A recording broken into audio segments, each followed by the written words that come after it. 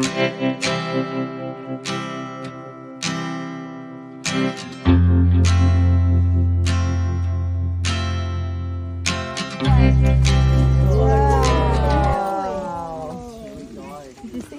are you going to come and join us, buddy? Mal, come on, dude. That's the mommy lion. Your mouth. Come on, Sass. It's the mommy lion. Yeah, we certainly don't starve. Mommy, that's the Come on, lion. Sass. Can you get it? Mom, that's the mommy lion. Mommy lion. You can come all the way up. Alright guys, so in this enclosure here we've got a couple of our lovely tawny lions. Now your tawny lions obviously are the ones that you're more commonly going to see out in the wild. This is the lovely Sassy here. She was actually born at the Darling Downs Zoo. Do you want to finish today? What a sweet you do. So as you can see, Sassy does like a little bit of affection from time to time.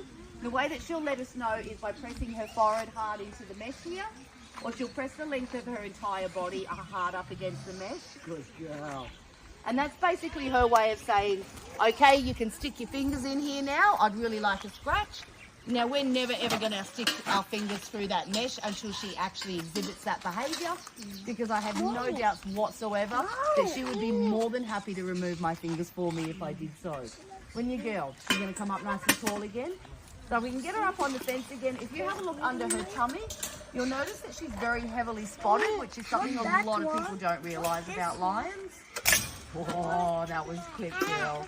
This will have to be your last piece. We've got to save some for the lions next door. Got to come all the way up.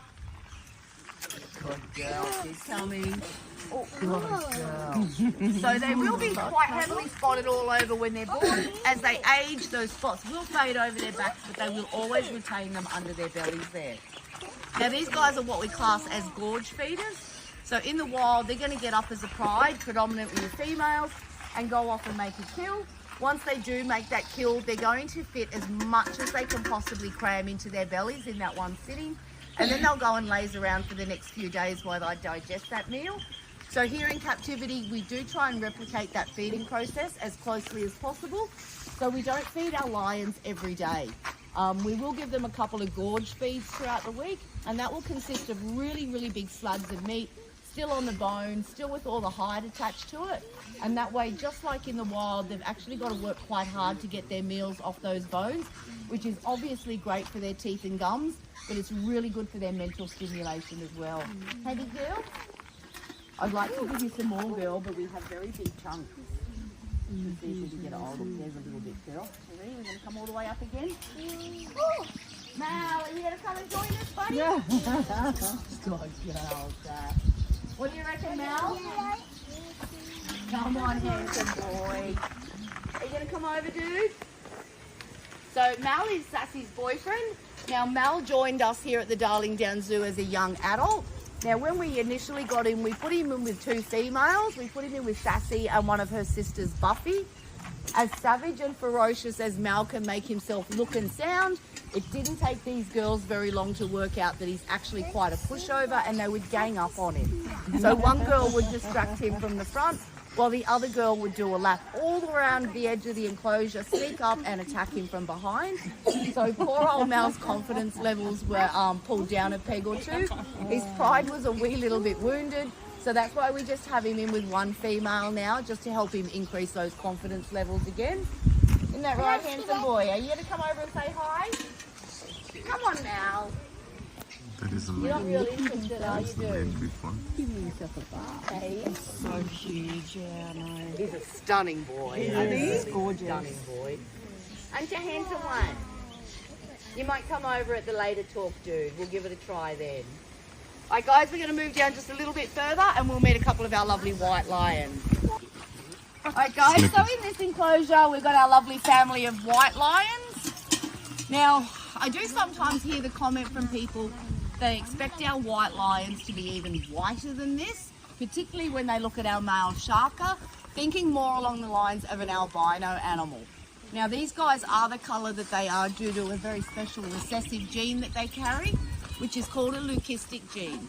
Now, unlike your albino gene that completely cuts out pigment and melanin, your leucistic gene merely cuts down the amount that comes through.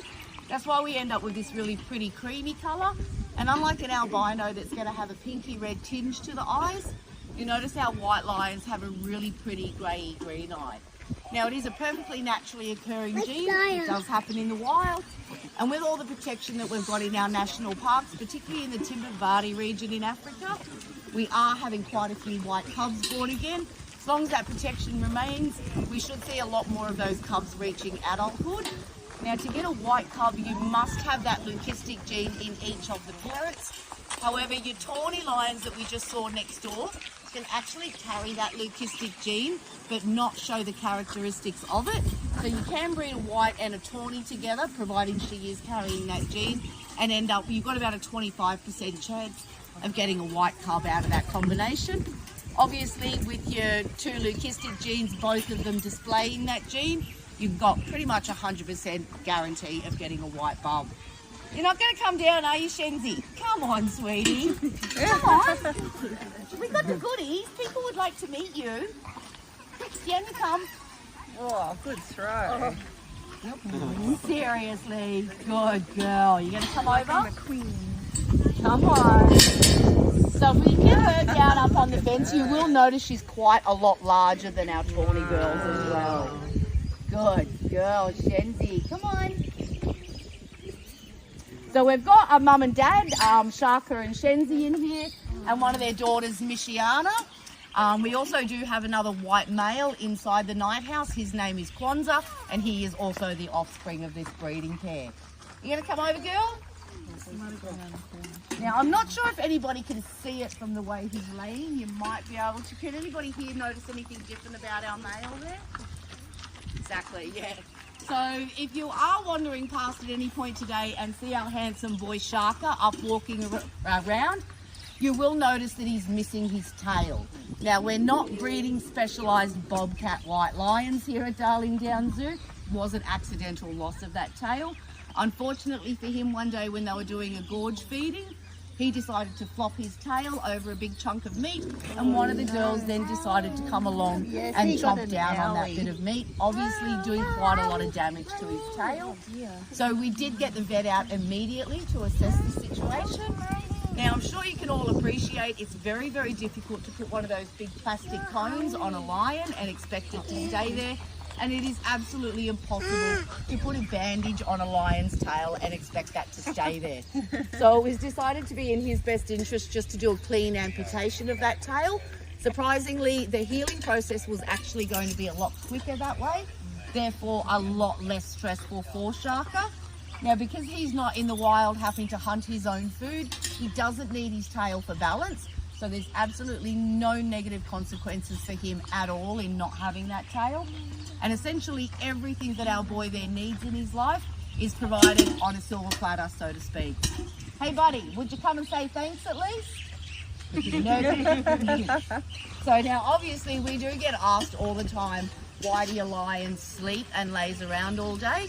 And what it is essentially is they are conserving their energy. When these guys are in the wild, they never know when their next meal is going to trot past. So they need to make sure that they've got those reserves of energy all the time, so they won't waste their energy by running around aimlessly and playing. Hey girls, you're not going to come over, are you, sweetie? What do you reckon? Look, oh, such a nice big piece. You going to come get it? Really, girl? Seriously? Look how big her tongue Here you are, is. come on. Genzi, are you watching? Genzi, will you at least stand up for us? You're not watching me, girl. Genzi, are you ignoring me? You watching? You ready?